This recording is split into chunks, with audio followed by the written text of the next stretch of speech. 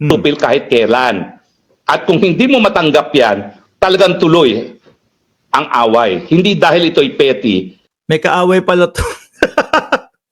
May kaaway pala to. Kala ko siya lang yung siguro may kaaway pero siya lang. O siya lang yung nakakaalam na may away sila. Ano? Kung hindi dahil ito'y nakabase sa prinsipyo Ah. at sa kalayaan na kinikilala sa buong daigdig. Kaso hindi mo lang kasi maipaliwanag yung kaperahan na dumadating at pumapasok sa iyo, Roque. Di ba? Yan naman talaga ang puno at ugat nito, mga bossing. Tapos nadagdagan na lang po dahil nga, syempre pinag-aralan ng Kongreso, pinag-aralan ng mga nagkaso, pinag-aralan ng PAOK, yung pagkakalink ni Roque doon sa Pogo. Kaya nadagdagan po. Kaso, human trafficking. Si Roque naman, gusto pa tayong guyuin, mga kababayan. Gustong sabihin sinisikil ako ng gobyerno kasi ako yung nagpakita ng pulburon video. Hindi yun, Roque. Meron talagang hindi ka maipaliwanag. Kagaya nung napakalaking pera, biruin mo, ilang taon lang. Biglang angat ng 65 million o 63 million kung di ako nagkakamali. Sabi ni Ma'am Teresita Tan, anong prinsipyo meron ka kung nagtatago ka? Nandiyan din si Addictus Rex, mga kababayan. Inaaway, ano yun? Sabi ni Len de los Santos, inaaway na ni Maharlika yung nagpatuloy o kumupkop sa kanya dyan sa dahig. Walang utang na loob. Bakit? Dahil ayaw ng kupkupin. Naku, wanted na. Baka madamay ako sa iyo, Roque. Umalis ka na dito. Pinipilit na nila, ganon. Ikaw siguro ang petty dahil ang buong daigdig kinakilala ang importansya ng karapatan nito sa International Covenant on Civil and Political Rights, sa European Convention on Human Rights, sa Bill of Rights ng Pilipinas. And yet, tatawagin mong petty? Sino ba kaaway ni Roque? Ako, hindi ko naman nagagamit sa kanya yung salitang petty. Si Mima Alicia, Mima, inaaway mo ba to? Sabi, bata daw Si Sangkay dyan. Ako, yung dalawa lang. Nagtuturo. Eto pa mga kababayan. Bukod sa napipiko na si Roque doon sa mga vlogger dito naman tayo, mga bossing. No, nasan ba yun? Eto naman. Now, ito ba ay... Ito si Roque, mga bossing.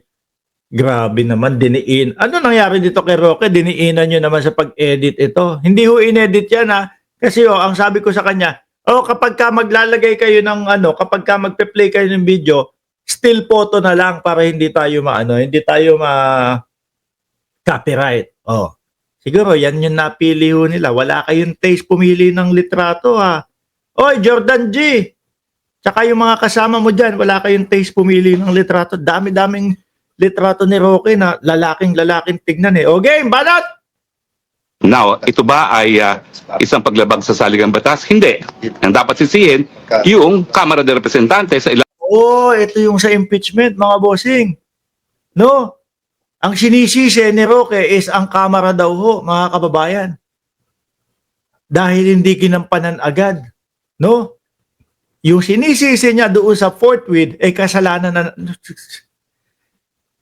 Parang style din Martin Romualdez, Parang style din Martin Romualdez, mga kababayan. Tinanong si Chis Escudero, anong masasabi mo sa Fort Worth? Ang sagot ni Chis Escudero, hindi naman po kami kagaya dito nung mga congressman na sunod-sunuran kay Martin Romualdez. Nagturo sige, tuloy natin si Roque. Talim ng tambaluslos kasi nga sila ay nagpapatay-patay. Kung talagang gusto talaga nila tanggalin si BP, dapat nung naihain na yung first impeachment complaint, kinuha na nila yung numero at... Hindi, meron pa nga kasunod kasi. Ayan si Boy Tinapay sabi, iyan yung pinakamagandang picture ni Roque. Siya yung nag-edit niyan, mga kababayan, si Boy Tinapay. Kung may Jordan G tayo, ayan, si Boy Tinapay, siya ang nag-edit nito. No? Kasi nga, hindi pwede agad-agad. Meron pang pangalawa, meron pang pangatlo, at umabot pa nga yata ng pang-apat. Sabi ni Kuya, Lokis, bakit nakanganga na naman yan, Kuya Mark? Hindi ko alam, doon sa mga editor, sila tanungin nyo, siguro yan yung napili nila. Di ba umabot sa 4 yata yung magrereklamo o 3 yung magrereklamo na impeachment? Eh ano gagawin nila? O pasa yung isa, o pasa yung isa. Eh paulit-ulit naman, o. Sasabihin ng Senado? Eh dapat pinagsama-sama nyo na yan. Dapat isang pasahan na lang yan. Ganun ang sasabihin. Tapos eto pinag-aaralan nila yan. Tinitignan nilang maigi kung may maibubutas. No, para hindi naman maging walang kwenta yung kanilang pinaghirapan. Saka ipapasa doon sa Senado. Ang Senado naman, doon na talaga tumagal. Talagang ang sinabi nila, wala, hindi pwede kasi naka-break kami. Oh, di ba? Dahil naka-break daw ho sila, sabi ni Chis Escudero. Pinagbigyan yun. Tapos ano ho ang ginawa nila, mga bossing? Ano ang sabi ni Chis Escudero? Yung malapit na po yung ADOS. Iniusog na naman. Di ba? At doon na po, mga bossing, medyo sabi ng mga eskwelahan, mukhang niloloko na nitong mga to, ang taong bayan. Mukhang iniisahan na nito ang taong bayan. Mukhang ang tingin nitong mga ito sa taong bayan ay aanga-anga. Puwetwid nga sa lalong madaling panahon. Pati ho, mga bossing, yung lumagda, yung may sumulat,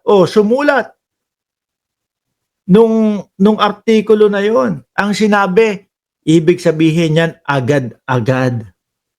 Lulusot pa si Chis Escudero. O, tuloy mo, boys. Sinumpa na kaagad sa Senado nang sa ganon yung forthwith na binabanggit nila sa saligang batas ay mabibigay implementasyon.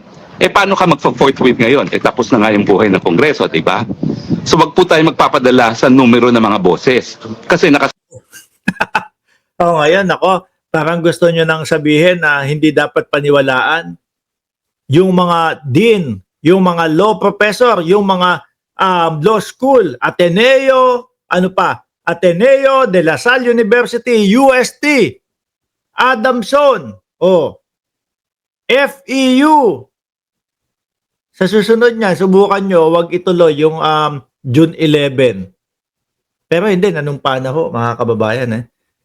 Huwag nyo ituloy, gawan nyo pa rin ng paraan. Nako, malamang hindi lang po yung mga hindi lang ho yung mga eskwelahan ang lalabas sa inyo. Pati po mga simbahan, malamang sasama na. sa ating sasalig ng batas, may mga bagay-bagay na ang boses ng taong bayan ay dapat pakinggan. Una-una, Nakita nyo, di ba boses na ng taong bayan? Unang-una doon sa pagsisanti ng presidente, ayaw nyo naman sisantihin yung bangag ng presidente. No? Ayaw na taong bayan No? Kung ano-ano yung paninira ninyo sa presidente, kaso wala naman kayong inilalabas na ebidensya. Paano sisisantihin? Paano i-impeach ang presidente? Hindi naman kami uto-uto na kagaya ng mga DDS. Pag sinabi ninyo, pag sinabi ho nila mga kababayan, mga boss, chief amo sir, ganito, ang presidente adik. Asan ebidensya? Pinakitaan ng video. Ang pangit ng pagkaka-edit. Sila lang ho ang naniwala. Sabi ni FF, pati simbahan, Mark. Totoo.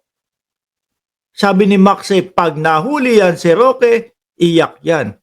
Sure ka ba dyan? Di ka sure dyan, sir. Baka mamaya pagkapasok nito sa oblo, happy pa to. Di ba? Madami dun tubo.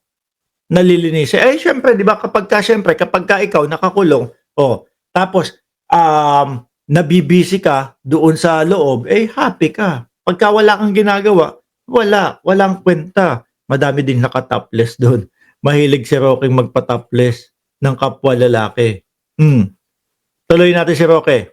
Pangalawa, sa eleksyon, kung sino maging senador at sino magiging representante sa Kamara de Representante at lahat ng opisyalis na hinahalal ng taong bayan. Pero pagdating sa impeachment, desisyon. Tanging Senado lamang ang magdedesisyon kung magtutuloy ang impeachment trial, kung meron pang panahon, at pangalawa, kung guilty or not guilty. Ayan, pinapatuloy ng taong bayan. Diba? At dapat, at base sa konstitusyon niya, kailangan shall proceed. Kailangan agad-agaran. Kaya hindi pwede, hindi na pinagbobotohan, hindi na pinag-uusapan. Kailangan mag-proceed at maging impeachment court. Yung Senado, yun ang nakasaad sa saligang batas. Roque. Sabi ni Patrick Joaquin, hahawak ng sabon niya si Roque, tapos malalaglag? Yun ba yung ibig sabihin? Paghawak ng sabon, dumula sa kamay, nalaglag. Nag-backdoor tong si Roque palabas ng Pilipinas, mga bossing, kaya nakalaya iyan. Ngayon ho, bukod kay Roque, meron pa ho tayong isa dito. Bago natin ipakita yung panunumpa ni Chis Escudero,